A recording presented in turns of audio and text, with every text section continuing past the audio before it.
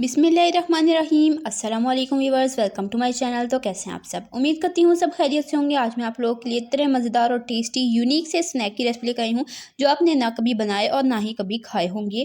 बहुत ही टेस्टी ये fried potato momos बनकर तैयार होते हैं और बनाना नहायत ही आसान है। यकीन करें इतने क्रिस्पी और इतने टेस्टी बनते हैं कि आप इसे एक बार ट्राई करेंगे आप इसे बार बार बनाना चाहेंगे।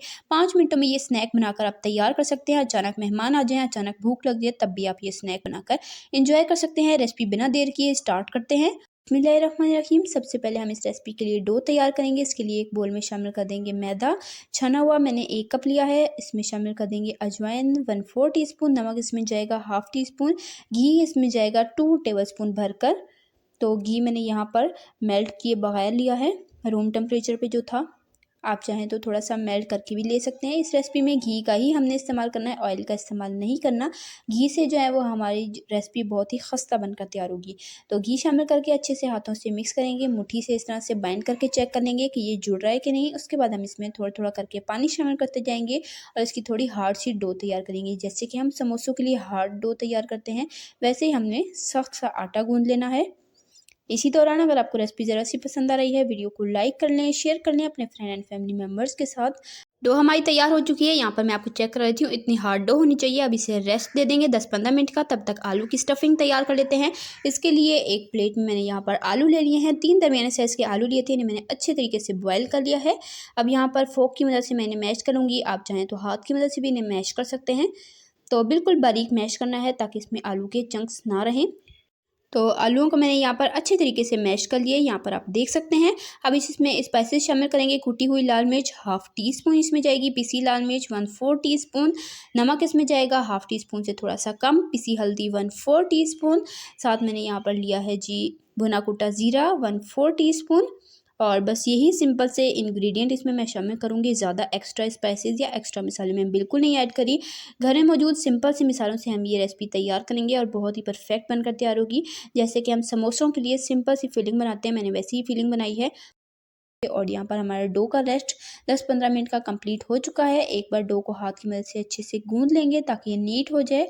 और उसके बाद जी हम इसे 2 हिस्सों में डिवाइड कर लेंगे।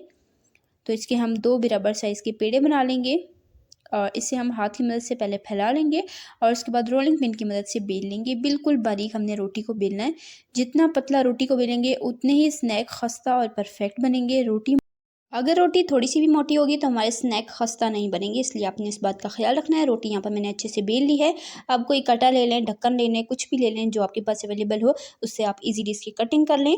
तो यहाँ पर मैंने मीडियम साइज़ का ढक्कन लिया है।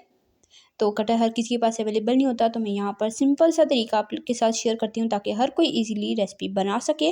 तो यहाँ पर मैंने इसकी कटिंग कर ली है और जो एक्स्ट्रा आटा है इसको हम हटा लेंगे और इसका दोबारा से पेड़ा बनाकर हम दोबारा से बेलकर बाकी के स्नैक्स भी बना लेंगे। इसी दौरान अगर आप चैनल पर नए हैं, चैनल को सब्सक्राइब कर लें। सब्सक्राइब ज़रूर किया करें, इससे हमारी हौसला अफजाई होती है, हमें पता चलता है कि हम कैसा काम करें। तो आपने चैनल को सब्सक्राइब करना है और अगर रेसिपी ज़रा सी पसंद आ रही है, वीडियो को लाइक करें, शेयर करें अपने फ्रेंड एंड फैमिली मेम्बर्स के साथ और प्यारा सा कीमती सा कमेंट करके मुझे ज़रूर बताया करें कि आपको मेरी रेसिपीज़ कैसी लगती है और आप मेरे चैनल पर किस तरह की रेसिपीज़ देखना चाहते हैं। मुझे आपके कमेंट का इंतज़ार रहेगा।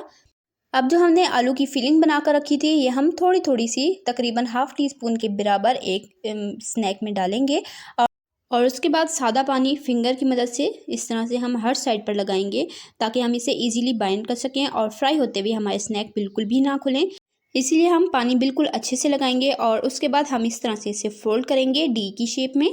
तो यहाँ पर आप गौर से देख लें कि किस तरह से हम अपने स्नैक को शेप देंगे ताकि आप इजीली बना सकें। तो पहले हमने हर स्नैक को इस तरह से फोल्ड करना है और हाथ की मदद से अच्छे से प्रेस करते जाना है ताकि फ्राई होते हुए हमारे स्नैक खुले नहीं। तो बाइंड करने का आपने ख़ास ख्याल रखना होता है कि आपने अच्छे से करना है ताकि ये स्नैक जो है वह हमारे बिल्कुल परफेक्ट बने और हमारी रेसिपी ख़राब ना हो। तो सारे स्नैक को मैंने डी की शेप में बना लिया। अब एक एक स्नैक लेंगे और इस तरह से साइड्स पर थोड़ा सा पानी लगाएंगे और उसके बाद इस तरीके से हम इसकी शेप तैयार कर लेंगे। तो मैं 1-2 और भी आपको बनाकर दिखा देती हूँ ताकि आपको कोई परेशानी ना हो और आप सेम शेप ईजिली बना सकें। तो देखें जी माशाल्लाह कितनी ज़बरदस्त और परफेक्ट सी हमने शेपें तैयार कर ली हैं। सारे स्नैक्स मैंने यहाँ पर बनाकर तैयार कर लिए हैं। अब इसे फ्राई कर लेते हैं। ऑयल को यहाँ पर मैंने मीडियम फ्लेम पर अच्छे से गर्म कर लिया है। अब एक एक करके इसमें स्नैक्स शामिल करेंगे। ऑयल इतना गर्म होना चाहिए कि जब आप इसे शामिल करें तो हर तरफ अच्छी तरीके से बबल्स बनने चाहिए। तो एक एक करके मैं सारे स्नैक इसमें शामिल कर दूँगी और इन्हें मीडियम फ्लेम पर 7 से 8 मिनट तक फ्राई करूँगी, जब तक कि ये अच्छे से क्रिस्पी नहीं हो जाते और गोल्डन ब्राउन नहीं हो जाते।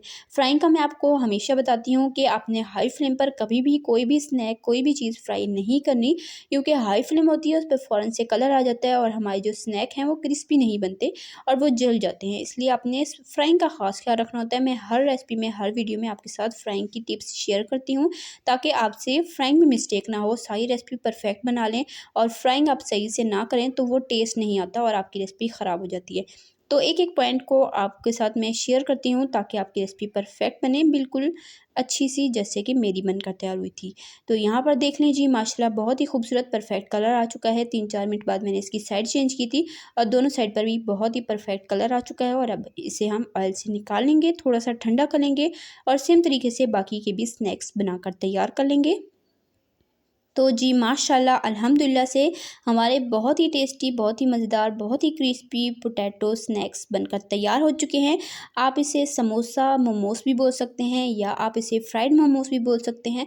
बहुत ही टेस्टी रेसिपी है और बनाना भी नहायत आसान है। जाएँ जल्दी जल्दी इस रेसिपी को बनाएँ, कमेंट में अपना फीडबैक दें कि आपको मेरी रेसिपी कैसी लगी है और आपने ट्राई की तो आपकी रेसिपी कैसी बनी। बच्चों बड़ों सभी को पसंद आने वाली रेसिपी है। आपके घर में अचानक मेहमान आ जाएँ या आपको भूख लगी हो तो आप ये रेसिपी मिनटों में बनाकर एंजॉय कर सकते हैं। तो इसी तरह की टेस्टी यम्मी रेसिपीज़ के लिए, सिंपल ईज़ी रेसिपीज़ के लिए, चाइनीज़ रेसिपीज़ के लिए, बेकिंग रेसिपीज़ के लिए, डिज़र्ट रेसिपीज़ के लिए, रमज़ान स्पेशल रेसिपीज़ के लिए, सिंपल ईज़ी रेसिपीज़ के लिए, हेल्दी रेसिपीज़ के लिए मेरे चैनल को सब्सक्राइब करें। मैं आपके लिए इस चैनल पर इसी तरह की टेस्टी यम्मी और आसान सी रेसिपीज़ शेयर करती रहती हूँ। तो मेरे चैनल को सब्सक्राइब करें और अगर रेसिपी ज़रा सी पसंद आई है, वीडियो को लाइक करें, प्यारा सा कीमती सा कमेंट करके मुझे बताएं कि आपको मेरी रेसिपी कैसी लगी है। फिर मिलेंगे सिंपल, ईज़ी, इंटरेस्टिंग, मज़ेदार सी रेसिपी के साथ। तब तक के लिए अपना रखिएगा ढेर सारा ख्याल। मुझे दुआ में याद रखिएगा। अल्लाह हाफ़िज़।